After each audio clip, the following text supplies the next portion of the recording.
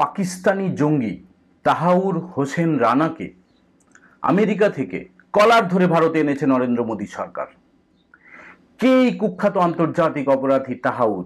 2008 সালে পাকিস্তান থেকে আমাদের দেশে ঢুকে 166 জন নিরীহ মানুষকে হত্যা ও ভারতের বিরুদ্ধে যুদ্ধ ঘোষণায় যুক্ত এই পাকিস্তানি বংশোদ্ভূত 26/11 মুম্বাই হামলার মূল চক্রী।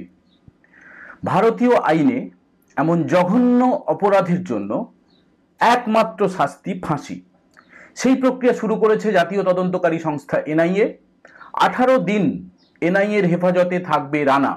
বৃহস্পতিবার তাকে ফেরানোর পর আদালতে পেশ করা হয়। হেফাজতে নেওয়ার পর পাকা চুল, বাদামি পোশাকের জঘন্য লোকটির ছবি প্রকাশ্যে এনেছে এনআইএ। নমস্কার, আমি দীপঙ্কর মণ্ডল। নবান্ন নিয়ন্ত্রণে আপনাদের সবাইকে স্বাগত। এই মুহূর্তে দেশ তো বটেই, গোটা বিশ্বের অন্যতম বড় খবর, তাহাউর হোসেন রানাকে কোমরে দড়ি দিয়ে ভারতে নিয়ে আসা হয়েছে। শুরু হয়েছে আইনি প্রক্রিয়া। আমাদের ভিডিও কেমন হচ্ছে আপনারা জানাচ্ছেন। কোন কোন বিষয় আপনারা চান তা কমেন্ট করে জানান। ভিডিও ভালো লাগলে চ্যানেলটি সাবস্ক্রাইব করে বন্ধুদের সঙ্গে শেয়ার করুন।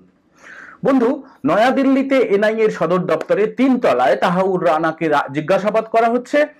আমেরিকা থেকে বহু প্রতীক্ষিত প্রত্যর্পণের পর 10ই এপ্রিল বৃহস্পতিবার সন্ধ্যায় দিল্লিতে আনা হয় তাহাউরকে। ভারতের মাটিতে পা রাখার সঙ্গে সঙ্গে জাতীয় তদন্তকারী সংস্থা এনআইএ গ্রেপ্তার করে তাকে।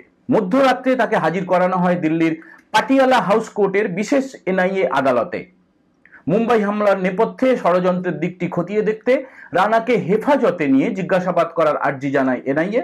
বিচারক রানাকে 18 দিন হেফাজতে পাঠানোর নির্দেশ দেন। 2008 থেকে 2025 17 বছর তাহাউর হোসেন শাস্তি পাবে মুম্বাই হামলার চক্রান্ত করার জন্য। নিরপরাধ 166 জনের প্রাণ কেড়েছিল পাকিস্তানিরা। এই কদর্য লোকটিকে সেই চক্রের মূল ষড়যন্ত্রী।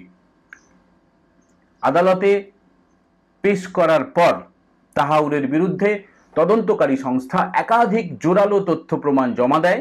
তা থেকে স্পষ্ট মুম্বাই হামলায় সরাসরি যোগ ছিল এই তাহাউরের পাঠানো একাধিক ইমেল জমা দেওয়া হয়েছে আদালতে।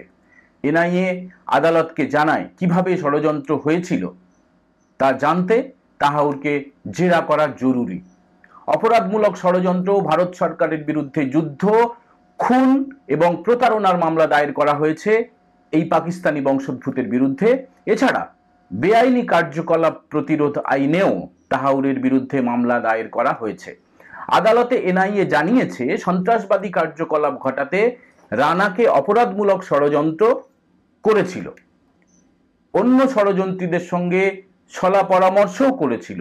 রানাকে জিজ্ঞাসাবাদ করার জন্য 20 দিনের হেফাজত চায় এনআইএ। বিচারক রানার কাছে জানতে চান তিনি পাল্টা সওয়ালের জন্য কোনো আইনজীবী রাখতে চান কিনা, নাকি আদালতের তরফে তাকে আইনি সহায়তা দেওয়া হবে। রানা জানায় তার পক্ষে সওয়াল করার মতো কোনো আইনজীবী নেই।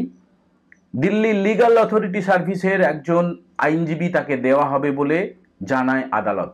বন্ধু, এই হচ্ছে আমাদের দেশ। এই কারণেই ভারতকে মহান বলা হয়, যেখানে একজন অপরাধীকেও পাল্টা বক্তব্য দেওয়ার সুযোগ দেওয়া হয়। রানাকে ভারতে ফেরানোর পরে বিবৃতি দিয়ে জাতীয় তদন্তকারী সংস্থা এনআইএ জানিয়েছে 2008 সালে জঙ্গি হানার মূল ষড়যন্ত্রী ছিল এই রানা।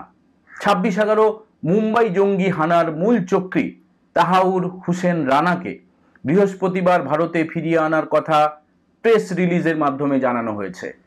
2008 সালে ওই ঘটনায় মূল ষড়যন্ত্রীকে বিচারের আওতায় আনার জন্য বেশ কয়েক বছর ধরে চেষ্টা চলছিল।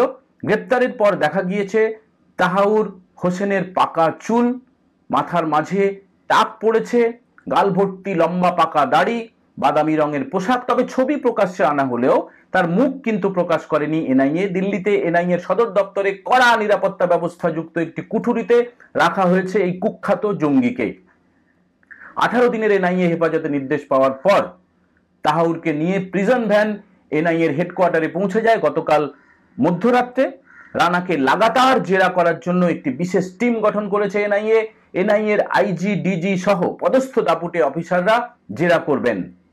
প্রাথমিকভাবে 12 জন আধিকারিক পাক বংশোদ্ভূত এই কানাডিয়ান ব্যবসায়ীকে জেরা করবেন বলে জানা গিয়েছে।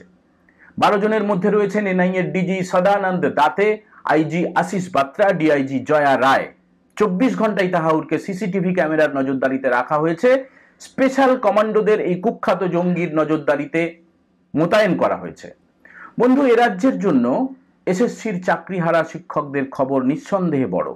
পাশাপাশি দেশের 166 জন নিরীহ মানুষের খুন, পাকিস্তান থেকে চুরি করে ঢুকে নির্বিচারে গণহত্যা, একাধিক অফিসারের শহীদ হওয়া, সেই কাণ্ডের মূল চরিত্রটিকে আমেরিকা থেকে টেনে দেশে আনার খবরও অত্যন্ত গুরুত্বপূর্ণ। এর পিছনে কেন্দ্রীয় সরকারের অধ্যবসায় এবং দেশপ্রেম। এই ভিডিও পুরোটা দেখার জন্য আপনাকে আন্তরিকভাবে ধন্যবাদ। জয় ভারত।